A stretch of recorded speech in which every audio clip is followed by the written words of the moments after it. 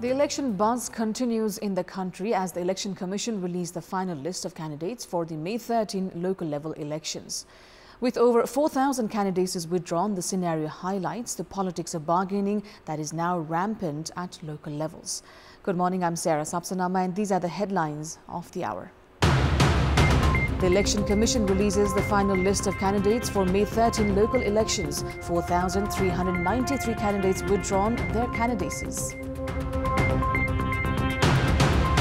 A number of rebel candidates stick to their guns, posing threat to the consensus candidates of the ruling alliance as well as CPN-UML.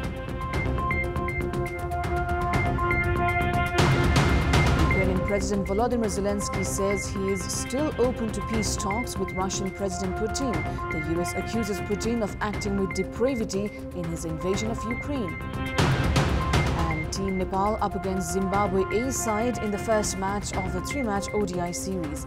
The match scheduled to kick off at 9:30 a.m. at TU Cricket Ground.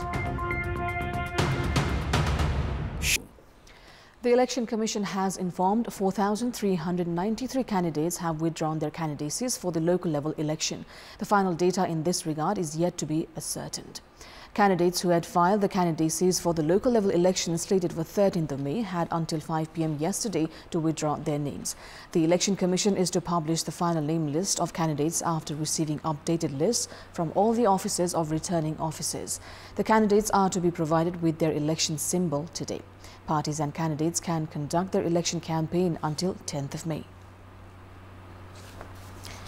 Now, the ruling coalition and the opposition have failed in forcing withdrawal from rebel candidates who had filed their candidacies against the consensus candidates. Despite several efforts, senior leaders of parties could not manage the rebel candidates even in their home districts. Only a few rebel candidates have withdrawn their candidacies following intense pressure from their respective parties. Political parties had put maximum pressure for the withdrawal of candidacies from the rebel candidates. However, some candidates of the ruling coalition itself held firm and did not backtrack in Bharatpur, Pokhara, Biratnagar and Birganj. Most of the rebel candidates of the ruling coalition are from Nepali Congress. Their rebel candidate Jagannath Podal did not withdraw his candidacy in Bharatpur metropolis of Chitwan, the home district of CPN-Maoist Center chairperson Pushpa Kamal Dahal. Prime Minister and Nepali Congress President Sherbahadur Deuwa, along with Minister for Home Affairs Balkrishna Khand and State Minister Umesh Shrestha, had made several efforts to convince Podal to withdraw. The coalition has put forward daughter of Maoist Center chairperson Renu Dahal as the candidate for Bharatpur mayor.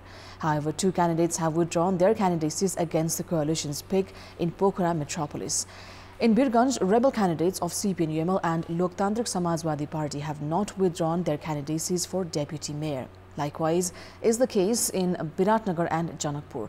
The ruling alliance failed in managing rebel candidates in Dadeldhura, the home district of Prime Minister and Congress President Deuwa himself, as cadres have quit the party and formed an alliance with opposition CPN-UML. In our Public Voice segment, we've asked the local residents in several provinces what they think should be done to increase participation of women in politics. Let's take a look at what they had to say.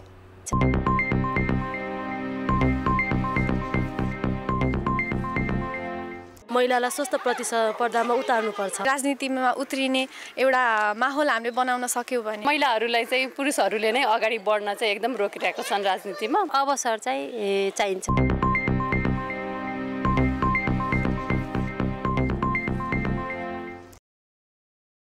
At a time when the national economy is in doldrums, election manifestos prepared by political parties have failed to mention their plans for increasing employment and production in the country.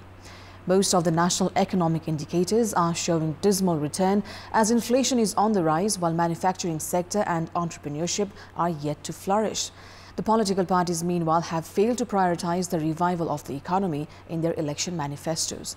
These manifestos have not prioritized sound plannings to increase employment opportunities, production and to reduce trade deficit. It's time now for our segment Public Pulse, where you text us with your opinion. The question is, why have the political parties failed in prioritizing effective plans for economic recovery in their election manifestos? Your options are A, lack of understanding, B, not realizing significance, and C, challenges in implementation.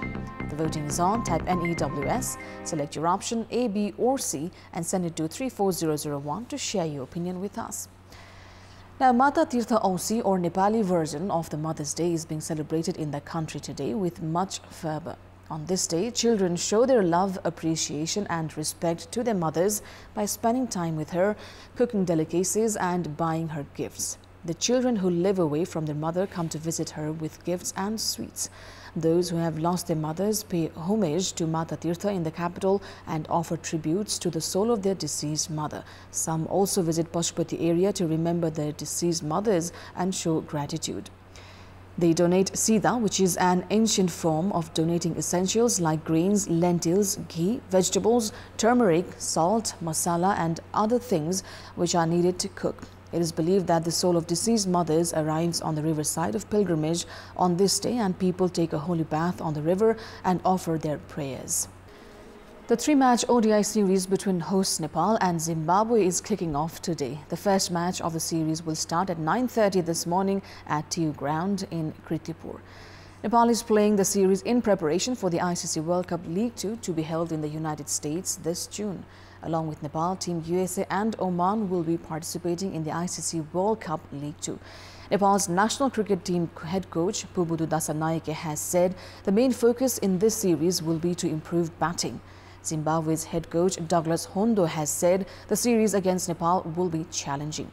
Nepal will play 3 one-day international matches and 3 T20 matches against Zimbabwe A, and both the series will be played at TU Cricket Ground. The price of the match ticket has been set at 150 rupees. Nepal had faced Zimbabwe's national squad in the World Cup qualifiers 3 years ago. 8 national players are included in Zimbabwe A team. That's all for the moment. Thank you for watching. Bye for now.